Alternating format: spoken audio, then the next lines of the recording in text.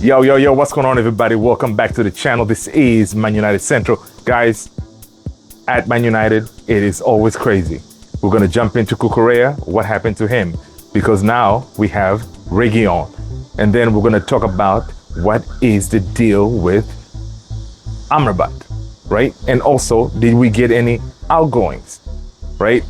It was on and popping today at Man United, guys. Anyway, I'm super excited you're back here to get your updates when it comes to our Manchester United. I'm your boy Luther. All right, let's jump into it. All right, so from yesterday, we were talking about Man United. They reported that, hey, we know we are not going to be looking at any other left back but Marc Cucurella.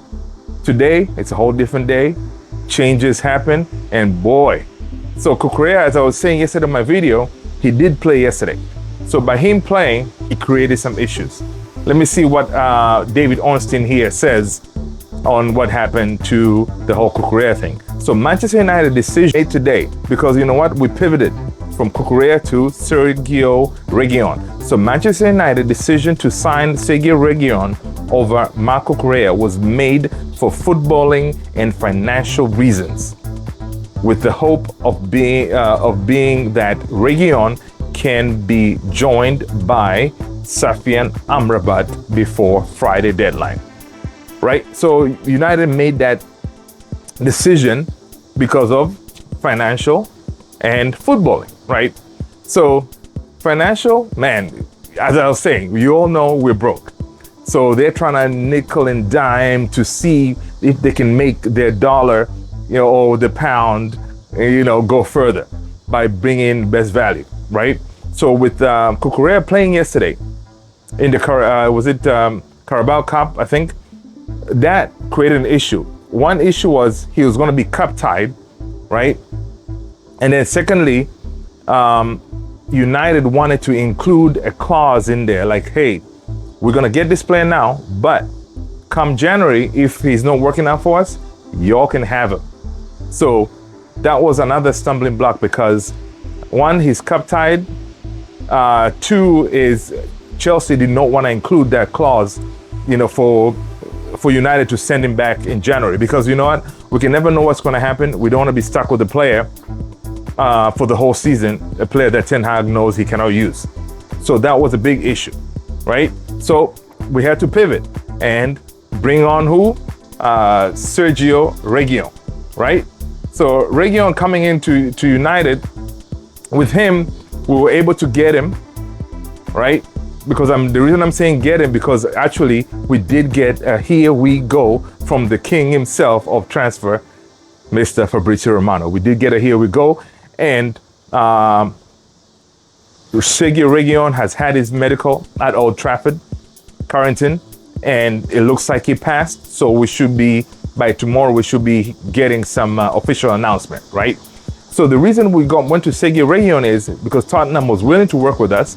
They accepted our requirement that, hey, we're going to put in this clause. Come January, he's not working out for us. He goes back, right? We're not stuck with him. Secondly is we were able to acquire his services for the whole season, right? For the whole season without a fee, meaning that we didn't pay any transfer fee to get Sergio Reguilon. We are only going to pay his wages and everything else that comes with it, but we did not pay a transfer fee. With Cucurella, we would have had to pay a transfer fee. Yes, initially we said 2 million.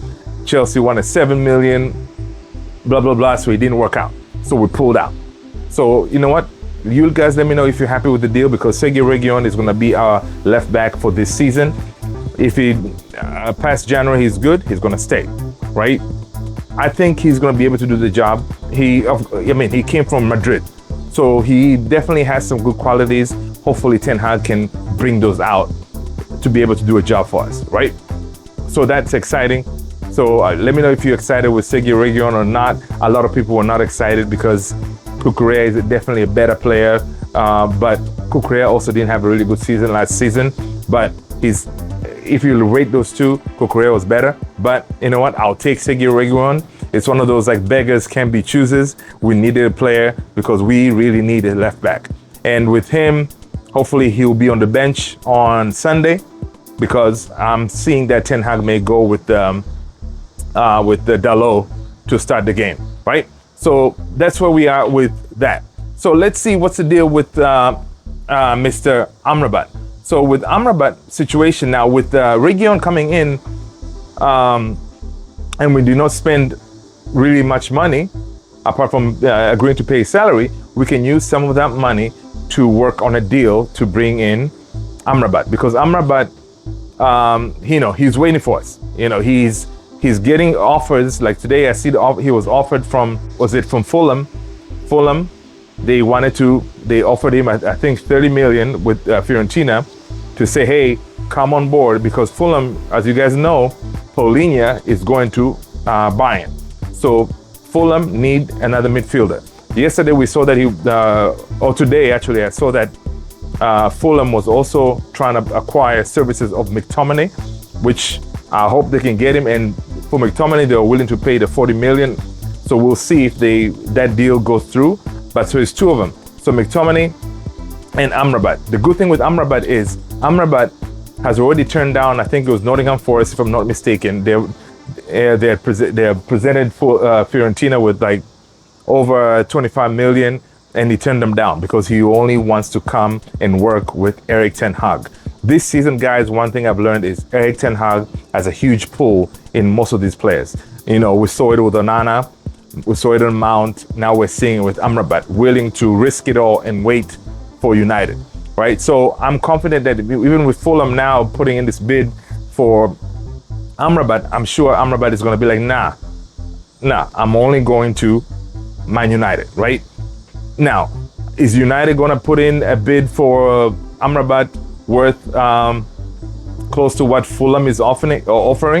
30 million? Absolutely not, because we don't have the money like that, right? So obviously our bid will be lower, but Amrabat wants to come to us, right? So that decision is still ongoing. Man United, yes, yesterday Fulham rejected the bid that we put in supposedly for 2 million. So now United is working to get like real numbers for this guy. So hopefully they can accomplish that, and Amrabat tomorrow we can get something, because guys, tomorrow is the deadline, right? So tomorrow maybe during the day or something we may get a here we go for Amrabat. I'll be happy getting Reguilon through the door and Amrabat through the door. I'll be cool with that. If we get anybody else, it's a bonus, right? So that's where we are with those. And also today, I see that Dean Henderson, of course, as I reported yesterday, he officially said his goodbyes. Dean Henderson has been with Man United since the age of 14. So he's grown up in Manchester United.